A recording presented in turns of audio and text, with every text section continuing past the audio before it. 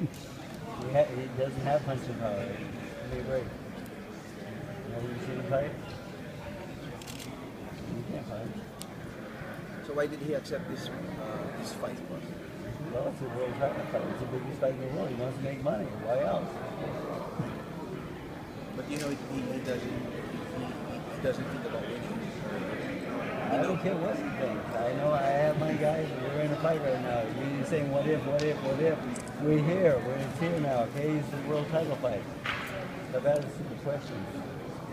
Freddie, have you been following any of the Mayweather talk, and do you have any more positive feelings about the potential of that happening? I think the commercial was pretty funny, and hopefully that will embarrass him into maybe coming to the table and negotiate that fight. But I've been waiting 3.5 years for this fight. I don't think it's gonna happen. I think it would have happened by now. Hopefully, I want it to happen as badly as you guys. Freddie, you have two other fighters on this card. How do you get Manny prepared 100% at the same time and not neglect the other fighters to get them ready as well? Manny's a real good guy. He cares about the other fighters. He'll tell me to go work with them, Manny, I'm going to say, I'm going to have the assistants work Shaming's corner, and I'm going to stay with you and make sure everything's okay. No. Don't work Shaming, help Shaming. I'm okay. Manny's really good about that. He's a team player. Has there ever been a disconnect where your plan for your other fighter perhaps hasn't been put into effect by your assistant trainers, where you see that maybe you were doing something a little different than you had planned, and then you have to tweak it later on? Yes, that does happen, and usually the tweaks are kind of small, so they haven't changed them because we're pretty much all the same thing. But sometimes that does happen, and I had to make a few adjustments with Shiming over the last couple of days.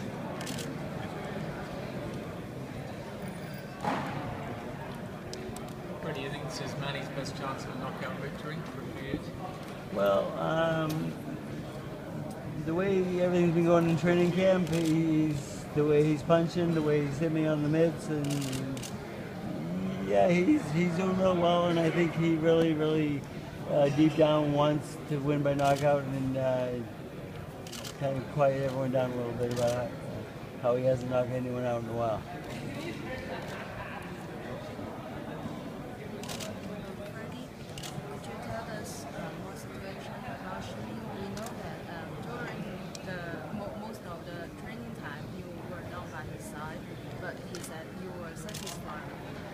Yeah, I set the program for him and so forth, and it was just a little miscommunication about the distance that we're going from.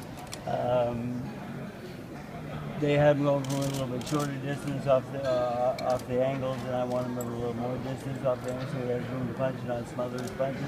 It was just a very small adjustment, and we worked on it yesterday, and we're going to work a little bit on it today, and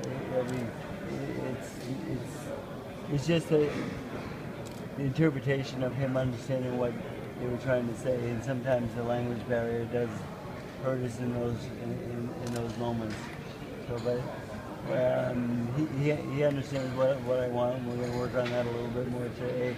And it's something that we've done over and over again in the past. It's nothing new. So it's just a very small adjustment. Freddie, I'm told the inside measurement of the ring is 22 feet. Do you have a feeling about that one way or the other? No, it's a big ring. It maybe favors our opponent a little bit, but the thing is, I would like a smaller ring, but it's a ring that we're used to fighting in China. It's the same ring as last time. It didn't help our last opponent. I don't think it's going to help this one either. Freddie, have you heard anything about a possible Cotto Mayweather fight?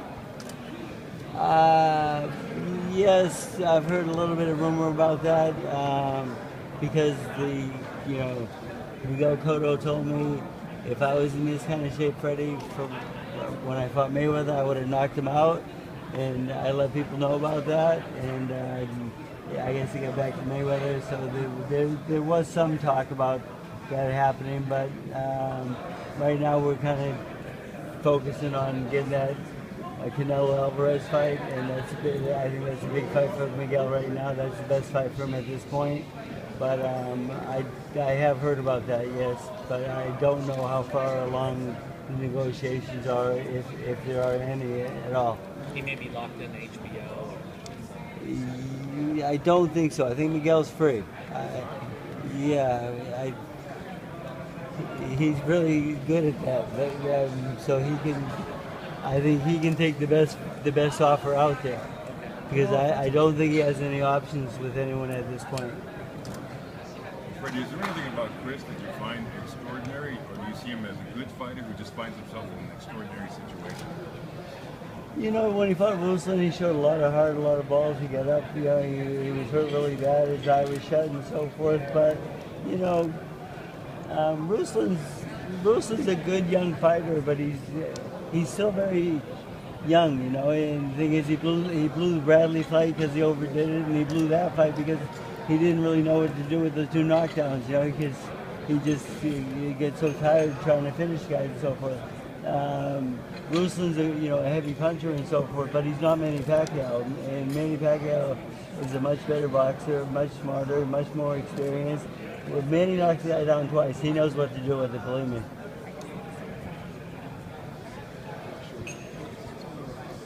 Pretty, how do you rate Chris Algieri defensively? I think his defense is pretty good because of his foot movement, not because of his block and punch with his hands. He has good foot movement. He floats on the outside of the ring, but that is not impossible to cut off. If a good fighter knows how to cut the ring off and set traps, it'll only work for a certain amount of time. How about if he has to stay there at some point later in the fight, maybe because he can't move all night? Do you think that his defense is still good and tight? No.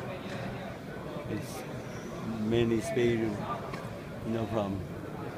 If you notice against the Provodnikov, the same punches. You don't compare Provodnikov and Manny, okay? Oh, because they're not the same people. Oh, I'm not. They're worlds apart, okay? Oh, yeah. Manny devastates him every time they spar.